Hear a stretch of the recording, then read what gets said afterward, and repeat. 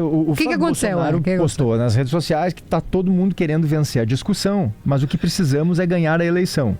Gostaria de contar com todas, todos, todes, e aí ele repete todes com Y e repete todes com X, né? Pra mim é todes. Ele tá...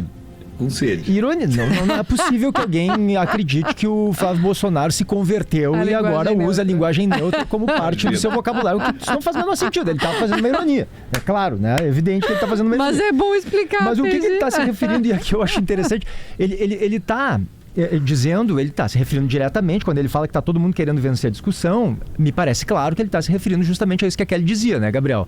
A essa discussão que coloca Michele Bolsonaro e Nicolas de um lado e Eduardo Bolsonaro de outro. Estão brigando publicamente, né? Isso está posto, né?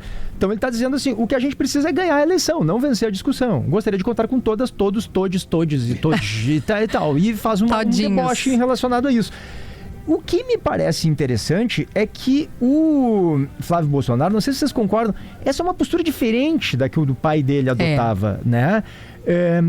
Claro que ele está usando a linguagem neutra, embora ele possivelmente odeie, né? Mas ele está dizendo que é mais importante fazer concessões para vencer a eleição do que propriamente fazer uma disputa menor, né, do que é mais prioritário aqui ou ali. Eu não sei se vocês têm essa impressão. O que eu quero dizer é que o pai dele jamais fez concessões, né? O pai dele usava essas disputas menores como um indicativo de identidade, né? Isso. A identidade bolsonarista raiz, né? Faz parte dela deixar claro que não há concessões possíveis, né? É importante sim vencer discussões, né? É importante sim mostrar para o adversário que ele é um perigo, ou que ele é equivocadamente errado, ou que ele é um enviado do capeta, né? Uma coisa mais Olavo de Carvalho raiz, né? Totalmente. O que me parece mais claro no Flávio Bolsonaro é uma tentativa de, dentro do bolsonarismo, eu estou dizendo aqui, dentro do bolsonarismo, porque alguém vai dizer, não existe moderado, dentro do bolsonarismo, ser uma via mais moderada. Ou seja, alguém que consegue e que está dizendo que precisa de apoio de outros setores da direita, ainda que divirjam, né, de questões de pautas centrais do bolsonarismo, mas que isso é necessário para vencer a eleição, não deixar que o outro lado vença. Isso me parece uma abordagem, Kelly, diferente da que o pai dele historicamente trazia. É uma mudança, fato. E acho que vou passar a bola para o Gabriel, fazendo essa ponte, essa ligação, me parece que há uma intenção clara de mostrar isso. Eu sou diferente do meu pai. Pro eleitor, pro todes.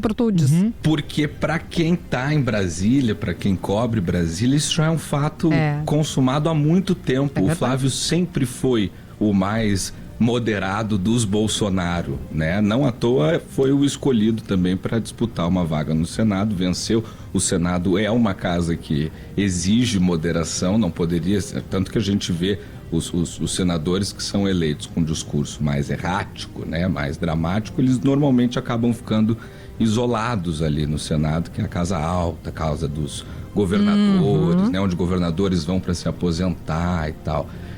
Eu queria só lembrar que essa disputa, né, esse racha aí na família Bolsonaro, ele começa publicamente ainda no final do ano passado, naquela convenção no Ceará, em que o André Fernandes, deputado do PL cearense, faz uma manifestação muito simpática a Ciro Gomes, que atualmente está no PSDB, e vão disputar juntos ali, né, numa grande coligação, num grande acordo com o Supremo, com tudo mentira, mas todo mundo junto, as disputas eleitorais no estado do Ceará. A partir daquele momento, a Michele fica muito indignada, né? E sai publicamente falando que aquilo certamente não tinha anuência do Jair Bolsonaro. Depois o Flávio vai lá e diz que tinha sim, e que eu acho que vai bem nessa linha, né? O presidente Jair Bolsonaro em si não teria feito uma concessão a disputar uma eleição com o Ciro Gomes. Isso. Né? Inclusive foram adversários. Agora o Flávio está disposto e diz que tem a anuência do pai para isso, até porque qualquer tipo de imagem negativa que recaia sobre isso vai cair no Flávio e não no Jair, né? Agora, sobre a linguagem neutra, quero fazer um rápido convite aqui aos nossos ouvintes. Hoje às 7h30 da noite sai no Rivotalks uma entrevista com o ex-deputado Jean Willis. Olha! A gente fez no YouTube, tá muito interessante e ele fala muito sobre isso e a posição dele me surpreendeu bastante. Ele diz, evidentemente, que não é contra, né? Mas que a gente tem que o grande problema das esquerdas é desconsiderar que a maior parte do Brasil ainda é analfabeta funcional, então que não dá para exigir mudanças na língua do dia para a noite e considerar que quem não acata essas mudanças está atacando a sua existência, né? Não é, a língua não é algo que se impõe de cima para baixo, e sim uma construção. Eu achei um posicionamento super equilibrado, me impressionou. É um gostinho aí do que vem na sequência. Surpreendente, O Rivotalk, só para deixar claro, Gabriel, no YouTube, né? O pessoal encontra facilmente. Isso.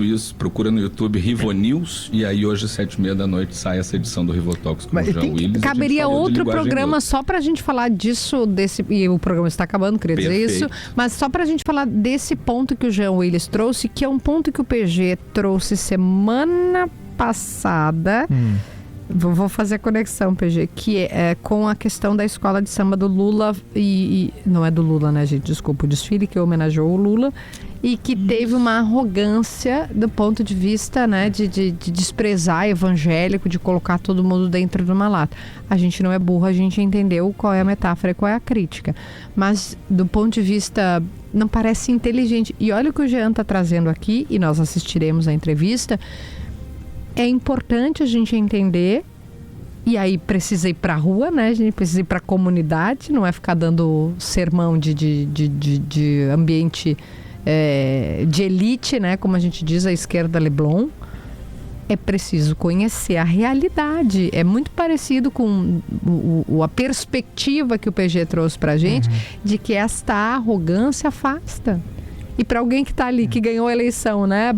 Assim, né, do Bolsonaro, na unha, não parece um caminho muito inteligente desprezar o outro, como se o outro fosse burro, inferior.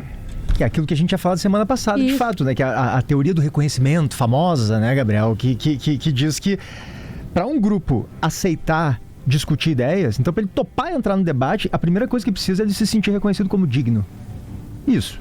Então, como um sujeito que merece escuta, que inspira respeito. Ele tem que saber que ele é digno, que ele é aceito ali para conversar. Então, se um grupo percebe que o seu jeito, que a sua identidade, que a sua visão de mundo, ela não é vista como legítima, ou seja, que é um bando de debilóide, é um bando de burro, menor, inferiores, o diálogo ele não existe, ele é impossível, ele já começa interditado, né? Ninguém se abre, Gabriel, para quem está olhando de cima, né? Eu nunca vou me abrir para quem está me olhando de cima, né? Pelo contrário, né? Uma pessoa diminuída, uma pessoa que se sente menosprezada, diminuída, ela não é capaz de revisar suas crenças, ela se agarra às suas crenças com mais rigidez, porque ela está se sentindo ameaçada pelo outro, porque o outro diz que ela é um idiota, ela não consegue entrar no debate. Então acho que é isso que a Kelly, claro, está trazendo muito bem aqui. Acho que ninguém está dizendo que é contra a linguagem neutra, eu não estou entrando nesse mérito. A questão é impô-la como se o outro que eventualmente não aceita ou resiste fosse um imbecil. Ou um fascista. Ou fascista, ou o que mais que dizem, né? Que é contra a LGBT. Não. Tu não tem como nem convencê-lo de que a linguagem neutra pode ter eventualmente seus méritos. Não tem como, porque ele jamais vai entrar no debate, porque ele já entra no debate sendo visto como alguém ilegítimo, como alguém que não merece ser escutado, né? Porque é um burro. Então não há como. Então, de fato, esse é um problema muito evidente na esquerda, cultural, né? De que é tratar quem não pensa como ela como se fosse um idiota, né?